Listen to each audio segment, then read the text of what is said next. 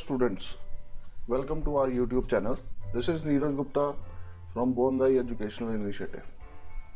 Today in this video, we are going to discuss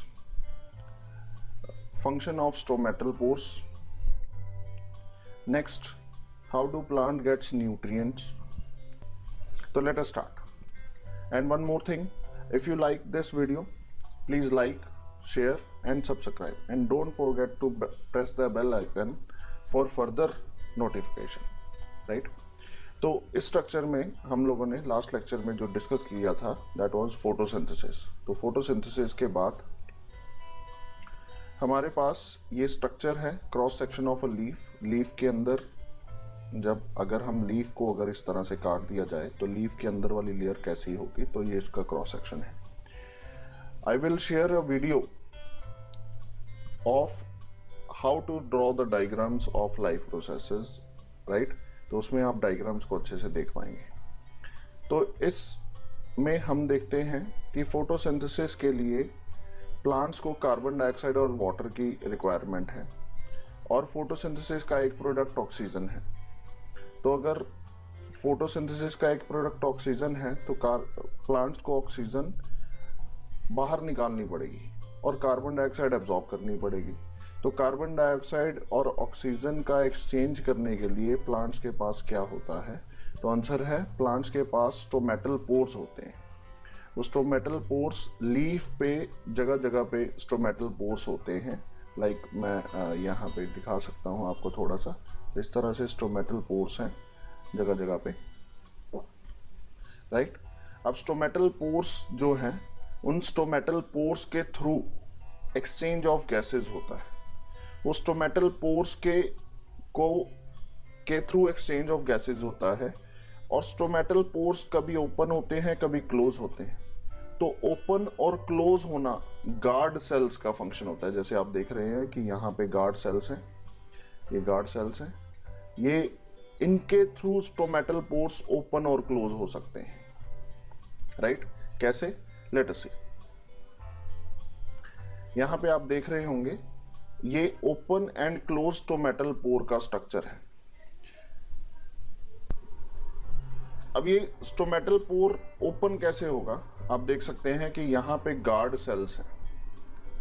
guard cells, ये guard cells जब ये swell हो जाते हैं, जब ये फूल जाते हैं तो ये स्टोमेटल पोर ओपन हो जाता है। जब ये श्रिंक हो जाते हैं तो ये स्टोमेटल पोर क्लोज हो जाता है। अब ये गार्ड सेल्स स्वेल कैसे होंगे और श्रिंक कैसे होंगे? तो आंसर है जब इन गार्ड सेल्स के अंदर वाटर एंटर करता है तो ऐसी सिचुएशन बन जाती है। जब गार्ड सेल से वाटर बाहर निकलता है तो कुछ ऐसी सिचुएशन बन जाती है, राइट। तो यहाँ पे क्वेश्चन है, right function of stomatal pores.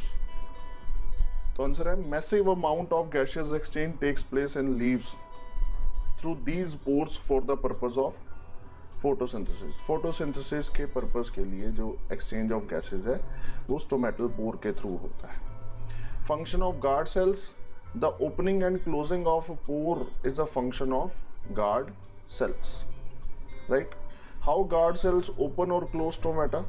The guard cells swell when water flows into them, causing the stomatal pore to open. Similarly, the pore closes if the guard cell shrink.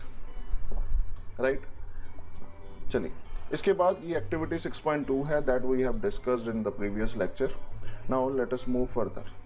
Here, from where do plants get nutrients? We know we have studied this in 9th class. Plants get nutrients from air, water and soil, है ना। तो यहाँ पे हम देख सकते हैं water used in photosynthesis is taken up from the soil by the roots in terrestrial plants. Other materials like nitrogen, phosphorus, iron and magnesium are taken up from the soil. Nitrogen is an essential element used in the synthesis of proteins and other compounds. This is taken up from the inorganic nitrates or nitrites, or is taken up as organic compound which have been prepared by bacteria from atmospheric nitrogen, that you have discussed in class 8th, atmospheric nitrogen को fix करने के लिए nitrogen fixing bacteria होता है, और atmospheric nitrogen को fix करने के लिए नेचुरल एक प्रोसीजर है, दैट इज लाइटनिंग, राइट।